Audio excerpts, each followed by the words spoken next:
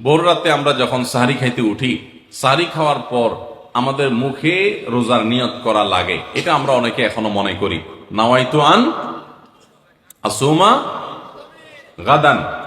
এরপরে কি? মিন শাহরি রমাদান। দেখছেন সবার কড়া কড়া মুখস্থ, মাশাআল্লাহ। হ্যাঁ, মাসনুন দোয়ার কথা যদি জিজ্ঞাসা করি তাহলে অনেকেই বলতে পারবেন না, কিন্তু যে দোয়ার কোনো ভিত্তি কোরআন হাদিসে কোথাও নাই, ওইটা সবার মুখস্থ। নকলটা সবার মুখস্থ, আসলটার খবর নাই। রমজান মাসে বা রমজানের বাইরে কোন সময় রোজার নিয়ত মুখে উচ্চারণ করা, এই যে নাওয়াইতু আন আসুমা গাদান মিন শাহরি রমাদান, আরো কি কি আছে, এরকম কোন দোয়া পড়ার কথা কোরআন কিংবা হাদিসে কোনো নির্দেশ আমাদেরকে দেওয়া হয় নাই। আপনি সাহারি খাইতে উঠছেন কি জন্য? রোজা রাখার জন্য। রমজান রোজা রাখার উদ্দেশ্যে সাহারি খাইতে উঠছেন, বাস এটাই নিয়ত। নিয়ত মানে মনের উদ্দেশ্য। নিয়ত মানে কি? মনের উদ্দেশ্য। অতএব সে উদ্দেশ্য আছে, তাতে নিয়ত হয়ে গেছে। মুখের নিয়ত করাটাকে যারা জরুরি বা আবশ্যক মনে করেন তারা অবশ্যই ভুলের মধ্যে আছেন, এবং এটাকে জরুরি আবশ্যক বানানোর কারণে বেদাত হতে পারে, বরং গুনাহ হতে পারে। রমাদান কেন্দ্রিক একটা ছোট ভুল বলা যেতে পারে যে এই মুখে নাওয়াইতু আন আসুমা দোয়া পড়াটাকে আমরা জরুরি মনে করি। অনেক ক্যালেন্ডার ইত্যাদি দেখবেন এরকম, রমজানের ক্যালেন্ডার, ইফতার সাহরির ক্যালেন্ডার, ওখানে দেখবেন এরকম দোয়া দেওয়া আছে। এই দোয়ার কোনো ভিত্তি কোরআন অথবা হাদিসে নাই। নকল জিনিস বুঝার একটা সহজ পদ্ধতি বলি। এই যে দোয়া আছে নাওয়াইতু আন আসুমা গাদান, এই দোয়ার শেষে হাদিসের কিতাবের নাম, বইয়ের নাম, হাদিস নম্বর, কোন রেফারেন্স দেখবেন না। বুঝতে পেরেছেন? এটা হলো মেড ইন জিনজিরা জিনিস আইটেম যেরকম দেখেন না, ওই রকম। আমরা বেশিরভাগ মানুষ, শতকরা হয়তো 90%-এরও বেশি মানুষ, আমরা যারা রোজা রাখি, আমরা শুধুমাত্র পেটের রোজা করি। রোজাটা শুধু পেটের না ভাই, রোজাটা পুরো বডির, রোজাটা পুরো শরীরের, মাথা থেকে পা পর্যন্ত শরীরের প্রত্যেকটা অঙ্গের রোজা আছে। আমরা শুধু পান বা আহার থেকে, যৌনাচার থেকে বিরত থাকাটাকে রোজা মনে করি।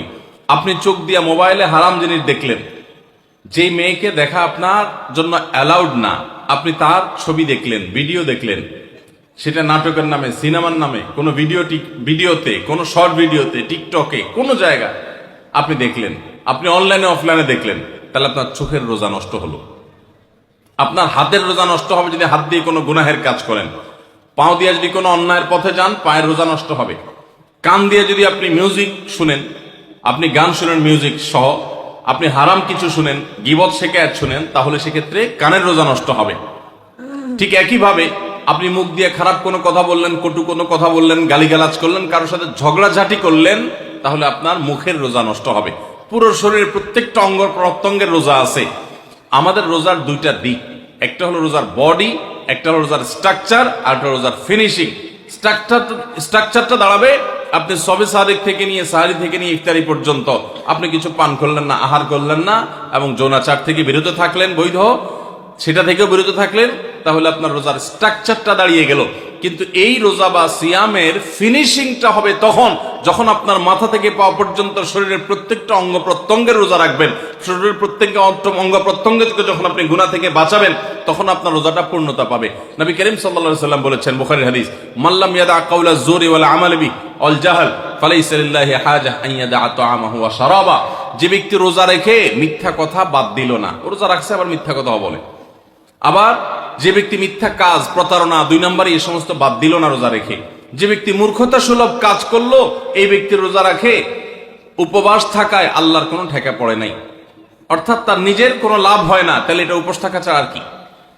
ঠিক একইভাবে নবী করিম সাল্লাল্লাহু আলাইহি ওয়াসাল্লাম বলেছেন, কোন ব্যক্তি রোজাদার অবস্থায় কেউ যদি তার সাথে বিবাদে লিপ্ত হতে আসে, ঝগড়া করতে আসে, সে বলবে ইন্নী সায়েম, তোমার কথার বহুত জবাব দেওয়ার ছিল, কিন্তু আমি রোজাদার আছি, সো আমি তোমার সাথে কথা বাড়াতে চাই না। ভাইরা আমার, আমাদের রোজার সবচেয়ে বড় ভুল যদি আপনি আমাকে জিজ্ঞেস করেন, তো আমি বলবো সবচেয়ে বড় ভুল হলো যে আমরা রোজা রেখে নানান পাপাচারে লিপ্ত হই, নানান গুনাহে লিপ্ত হই। আমরা রোজা শুধু পেটের রাখি, আমরা আমাদের শরীরের অন্যান্য অঙ্গ প্রত্যঙ্গের রোজা রাখতে পারি না। রোজা মনেরও করতে হয়, মন দিয়ে কোনো খারাপ চিন্তা করব না, খারাপ জল্পনা কল্পনা করব না, অন্যায় কোনো কিছু করব না, মনের ভিতরে হিংসা রাখবো না, বিদ্বেষ রাখবো না, কারোর প্রতি শত্রুতা রাখবো না, এটা মনের রোজা। আর পুরা শরীর যখন রোজা রাখবে, তখন এই ব্যক্তি হবে এমন রোজাদার যেই রোজার স্ট্রাকচারও ঠিক আছে, ফিনিশিংও ঠিক আছে, পূর্ণাঙ্গ রোজা রেখে এই ব্যক্তি রাইয়ান নামক গেট দিয়ে প্রবেশের উপযোগী। এই ব্যক্তি স্বয়ং আল্লাহর কাছ থেকে কিয়ামতের ময়দানে সেই মহাপুরস্কারের উপযুক্ত। এই ব্যক্তি সিয়ামের মাধ্যমে কোরআন এবং হাদিসে যত পুরস্কারের কথা বলা আছে সবগুলোর উপযুক্ত হতে পারবে। যে ব্যক্তির রোজা তাকে শুধু পেটের চাহিদা থেকে তাকে দূরে রাখে না, বরং শরীরের সমস্ত অঙ্গ প্রত্যঙ্গ দ্বারায় সমস্ত পাপাচার থেকে বিরত থাকার সংগ্রাম করে, নিয়ত করে, চেষ্টা করে এবং সেটা বাস্তবায়ন করে। আল্লাহ আমাদের সবাইকে তৌফিক দান করে।